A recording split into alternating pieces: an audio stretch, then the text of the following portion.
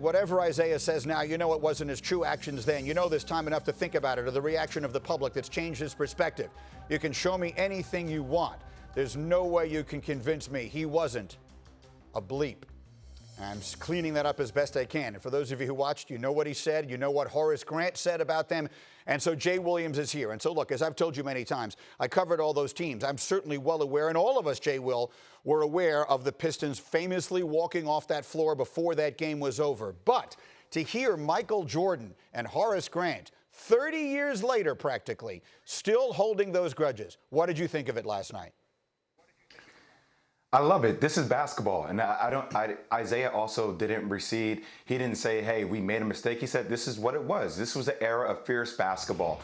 But Greeny, I also think that viewers need to understand some context when it comes down to this walk-off. The Bulls are up 3-0.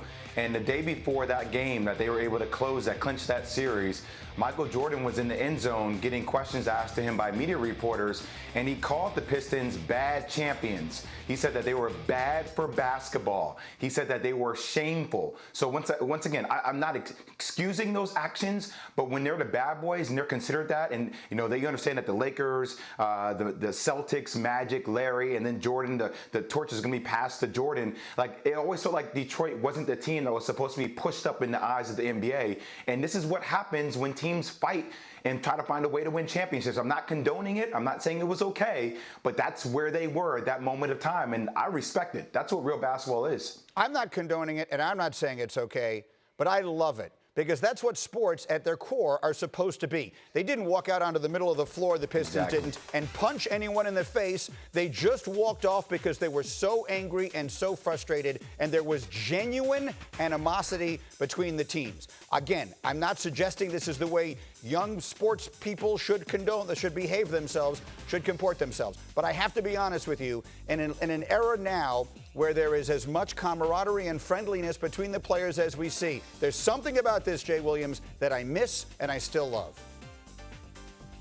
Greeny, and I'm with you. And don't forget, to all the parents out there that teach their kids about basketball, Charles Barkley said this back in the day, like, we're not role models for your kids. Not every player is a role model for your kid, okay? That's your job as a parent. So, like, this whole thing about, oh, they did the wrong thing, like, that's what basketball was back then. But I also give the Bulls a lot of credit, because when they got knocked on their back, when they got punched in the mouth, like, you didn't see Scottie Pippen or Horace Grant, you know, grimace or be in pain or react to all that. They finally mentally felt like they were at a different level, that they could surpass that, and that was a huge growth opportunity for that team, and that's when they started to become the best ever to do it. Again, Isiah will be live for his first interview since this aired last night with us, coming up here in an hour and a half. He'll be live at 9:30 Eastern time. I guess I would ask you this, because the Pistons used the fact that the Celtics had done the same to them some years before when they finally dethroned them. But Michael made the point, hey, they beat us each of the last 2 years.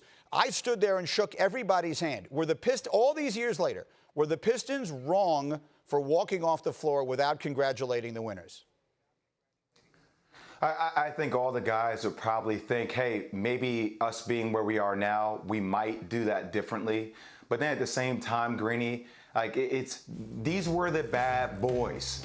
These were the bad boys, and I to try to go back in time and do some research. Like, I know that they were vilified a little bit in this documentary, but they also did a lot of great things for the city of Detroit. They also did things for our country, and Isiah stepped up and did a lot of different things too. So I don't want to lose sight of that, but this is how they played basketball. This is how they felt like they got recognition, that they had to do things different. So of course, everybody wishes they can go back in time and revisit things, but I don't know. That's something I look forward to hearing Isiah talk about later on the show, I'll tell you that. Well, I can tell you someone who was not apologetic, and that is Bill Laimbeer, who was at the center of so much of this and candidly instigated the walk-off that night. Bill was interviewed by Rachel Nichols for The Jump. That interview will air in its entirety this afternoon here on ESPN, but we have a clip of it, and as you will see, Bill is not sorry at all. He whined and cried for a year and a half about how bad we were for the game, but more importantly, they said we're bad people. We weren't bad people. We were just basketball players winning. And that kind of stuck with me, because they didn't know who we were or what we were about as individuals in our family life. So all that whining they did, why shake their hand? They were just whiners. They won the series. Give them credit. We got old. They got past us, but okay, move on. Do you regret now not shaking their hand? Do you stand by that? No. Why would I regret now today? I don't care what the media says about me. I never did. If I did, I'd be a basket case, especially back then.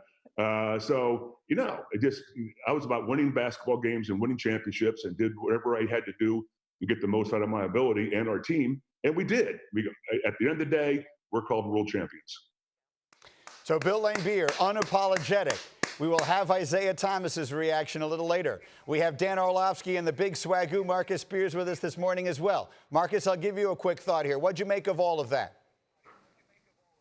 I love it. I love beef in sports. Like it matters to me. This is the age that we talked about in basketball that we've gotten away from, and why so many people are not current players in the NBA. This is what made the NBA. This is what, to be honest with you, the Detroit Pistons is made a lot of basketball fans that were coming over from different types of sports to see the physicality in basketball. And I remember watching this, and I remember all of this transpiring, and I'm thinking to myself, like, dude, basketball players are tough. Like, this is how the game is supposed to be played. Now, obviously, we evolve, and I think that's what people miss now. The evolution of the game is that you evolve and you realize some of those things weren't nice. But I don't have one damn problem with the Pistons walking off the court, G. Never will and never have.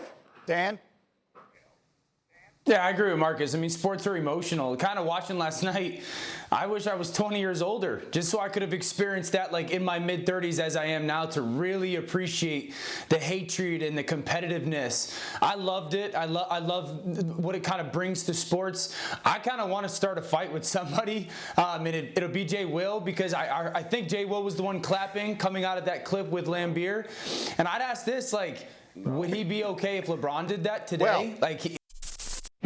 Thank you for watching ESPN on YouTube. For live streaming sports and premium content, subscribe to ESPN+.